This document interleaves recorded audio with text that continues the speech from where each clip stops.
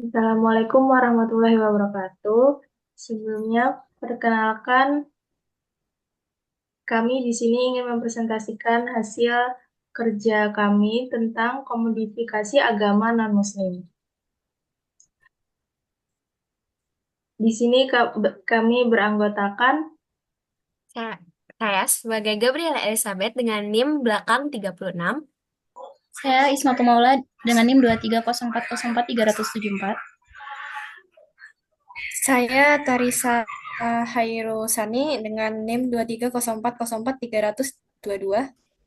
dan saya Aulia Sofika dengan NIM 230404382. Selanjutnya, pengertian komodifikasi agama dapat diartikan sebagai transformasi nilai guna keagamaan sebagai sebuah pedoman hidup dan sumber nilai-nilai normatif yang mengarah ke tujuan religiusitas. Komodifikasi agama menjabarkan fungsi sebuah kebutuhan manusia, khususnya dalam aspek keagamaan, dapat dijadikan suatu nilai tukar yang mutlak di dalam kalangan agama itu sendiri. Dalam perspektif Habermas, peningkatan komodifikasi hidup termasuk kebudayaan dan agama oleh formasi mengubah manusia dari masyarakat rasional menjadi masyarakat tidak rasional. Dalam konteks ini dijelaskan bahwa segala hal yang ditawarkan dengan unsur keagamaan pastinya akan membuat manusia cenderung berpikir tidak rasional.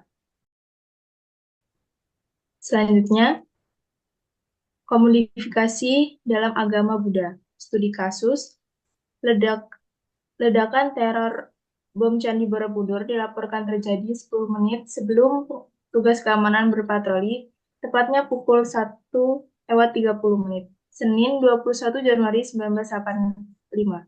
Total keseluruhan bom yang dipasang sebanyak 13 buah. Bom yang diletakkan di stupa-stupa Candi Borobudur itu menurut perhitungan waktu pada jam yang ditaruh pada masing-masing bom akan meledak 5 jam kemudian terhitung sejak ditaruhnya bom tersebut. Perkiraan akan meledak kira-kira mulai jam 1 waktu Indonesia Barat. Teror bom Borobudur ini memiliki sejumlah dampak.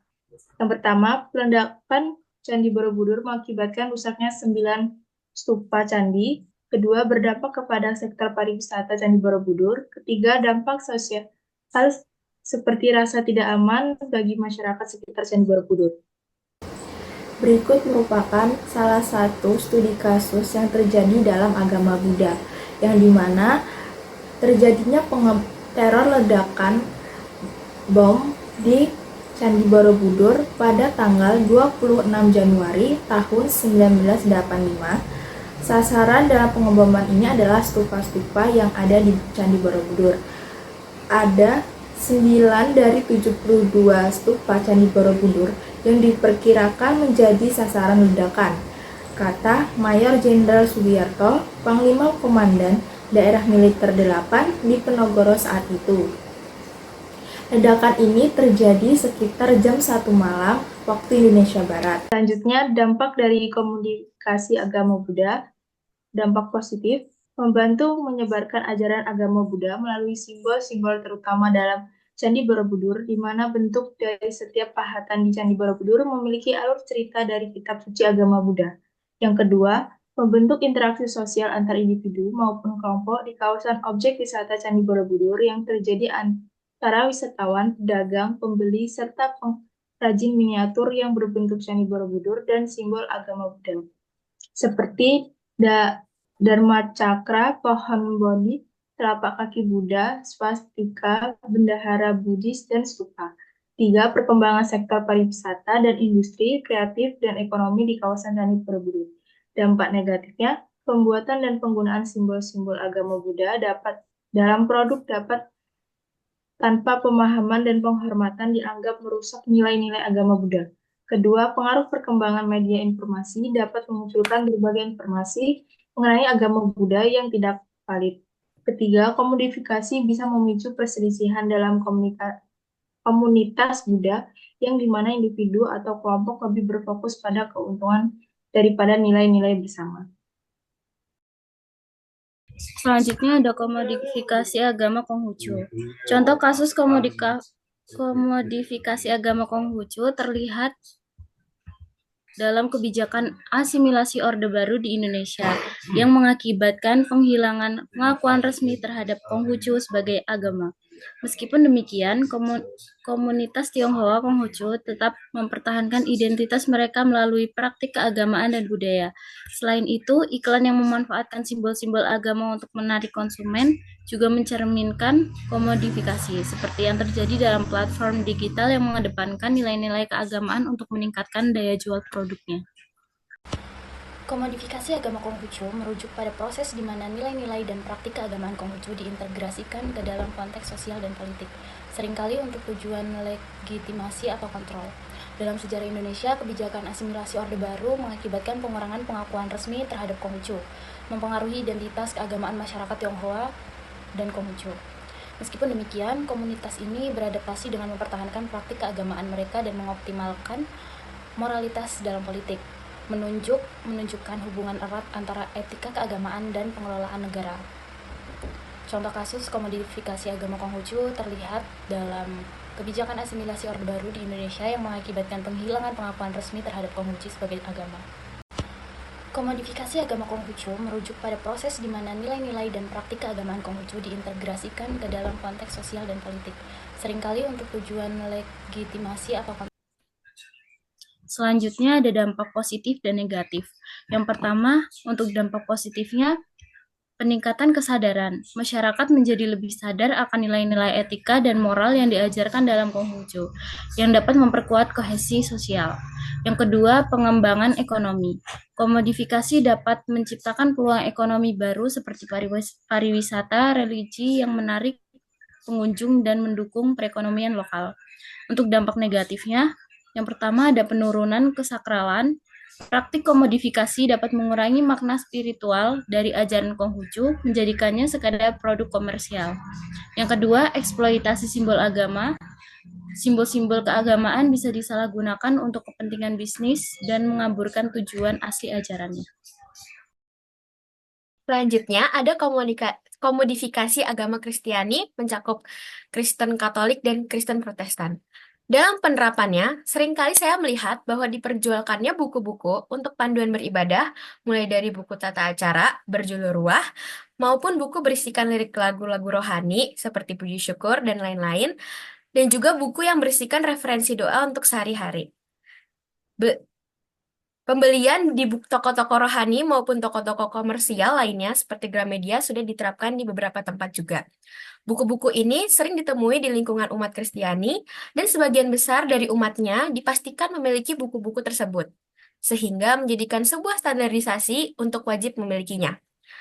Buku panduan ini diperuntukkan untuk umum sebagai bentuk dan referensi terkait tata cara ibadah maupun referensi doa untuk dilantunkan dalam aktivitas sehari-hari.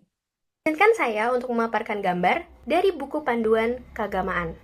Yang pertama yaitu buku panduan tata cara perayaan, khususnya perayaan Ekaristi umat Katolik. Disusun sesuai kalender liturgi seperti tahun A, tahun B, dan tahun C, yang terhitung ataupun berlaku mulai dari perayaan Natal ataupun minggu keempat di masa Advent. Buku panduan tata cara Ekaristi juga bisa berbentuk seperti ini, yang sudah disesuaikan sesuai dengan hari yang berlaku. Selanjutnya yaitu buku kumpulan lagu-lagu rohani yang menampilkan lirik serta tangga nada yang berlaku, ataupun terkadang pembawaan gaya adat seperti di puji syukur. Selanjutnya yaitu buku panduan doa untuk mengawali sebuah aktivitas ataupun mengakhiri sebuah aktivitas, ataupun bisa sebagai wujud permohonan. Selanjutnya, dampak positif yang ditimbulkan adalah sebagai berikut, yaitu sebagai sumber referensi, sehingga umat Kristiani dapat memiliki sejumlah referensi doa untuk beraktivitas, ataupun memiliki banyak referensi lagu rohani mencakup lirik beserta tangga nadanya. Selanjutnya, khusus untuk umat Kristen Katolik, umat dapat memahami tata cara beribadah secara jelas sesuai dengan kalender rohani yang telah ditentukan. Berikutnya, ada juga memberikan lapangan pekerjaan dalam lingkungan percetakan maupun penulisan. Dan yang terakhir, adanya peningkatan popularitas komposer lagu rohani di kalangan umat Kristiani maupun meningkatkan kreativitas dalam membuat sebuah lagu. Dampak negatif yang ditimbulkan bisa jadi berkaitan dengan penjualan buku-buku panduan terkesan menjadi sebuah kebutuhan beribadah. Namun, buku tersebut harus diperoleh dengan sebuah pembelian yang harganya tidak menentu, sehingga tidak semua kalangan bisa membelinya dengan mudah. dapat menimbulkan kesalahpahaman dari penulisan kata jika tidak sesuai dengan tata bahasa, dan juga banyak referensi yang bisa digunakan, sehingga banyak umat yang terkadang tidak tahu jika diadakannya panduan teks. Modifikasi agama Hindu. Studi kasus. Dalam agama Hindu, yoga bukanlah sebuah jenis olahraga, namun merupakan sebuah perjalanan spiritual yang mendalam. Diambil dari kata yuj yang berarti menyatukan atau menghubungkan diri dengan Tuhan. Dalam Hindu, yoga merupakan jalan untuk terhubung dengan Brahman, realitas tertinggi, dan mencapai pencerahan spiritual.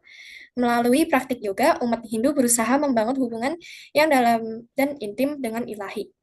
Yoga memiliki 8 anggota, yaitu aturan moral, yaitu yama, keterbatasan diri atau niyama, posisi tubuh, asana, pemusatan pikiran, pranayama, penarikan indera, pratyahara, meditasi dharana, kontemplasi, dhyana, dan kesadaran penuh samadhi.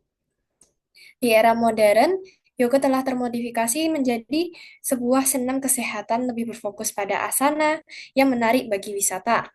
Melenceng jauh dari yoga sebagai ritual keagamaan pada dasarnya. Perubahan tersebut disebabkan oleh perkembangan zaman dan arus globalisasi yang semakin besar sehingga mengubah konsep dan fungsi yoga.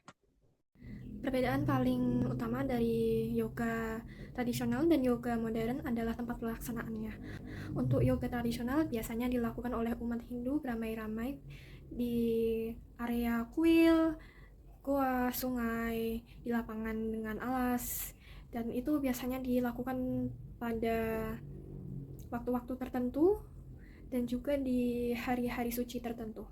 Untuk yoga modern itu biasanya dilaksanakannya juga beramai-ramai, namun dilaksanakan di lapangan, di studio, biasanya dengan peralatan yang minimal, lalu mereka laksanakannya dengan waktu yang bebas. Dampak positif dan dampak negatif adalah dampak positifnya adalah adaptasi modern yoga yang berfokus pada senam kesehatan telah membantu banyak orang dalam memperbaiki dan menjaga kesehatan mereka. Walaupun sudah termodifikasi, yoga telah memperkenalkan masyarakat internasional kepada aspek filosofis dan kultur agama Hindu. Hal ini memungkinkan munculnya apresiasi terhadap agama tersebut. Paparan yoga pada tingkat internasional ini juga memunculkan penelitian ilmiah yang memvalidasi manfaat kesehatan yoga yang mengarah pada integrasinya ke dalam praktik medis dan terapi. Dampak negatifnya adalah penghapusan aspek spiritual dari yoga, menghilangkan tujuan aslinya sebagai jalan menuju pencerahan spiritual. Industri yoga yang telah menghasilkan miliaran. Walaupun begitu, komunitas Hindu asli dan para praktisi tradisionalnya seringkali tidak mendapatkan manfaat atau hasil dari komersialisasi ini. Fokusnya pada asana mengabaikan 7 anggota dari yoga tradisional, menyebabkan ketidakseimbangan dalam pemahaman. Untuk kesimpulan komodifikasi agama sejatinya merujuk pada proses di mana nilai-nilai dan simbol-simbol keagamaan dijadikan barang dagangan untuk keuntungan finansial. Ini mencangkup transformasi fungsi agama dari pedoman moral menjadi komoditas yang dapat diperdagangkan. Seringkali ini juga dipengaruhi oleh kapitalisme dan globalisasi. Fenomena ini terlihat dalam berbagai aspek seperti praktik keagamaan, pengajian berbayar, dan perjalanan ibadah yang menjadi alat untuk menghasilkan uang. Akibatnya, esensi spiritual agama sering teredukasi menjadi simbol status sosial dan konsumsi. Sekian yang bisa kami sampaikan. Wassalamualaikum warahmatullahi wabarakatuh.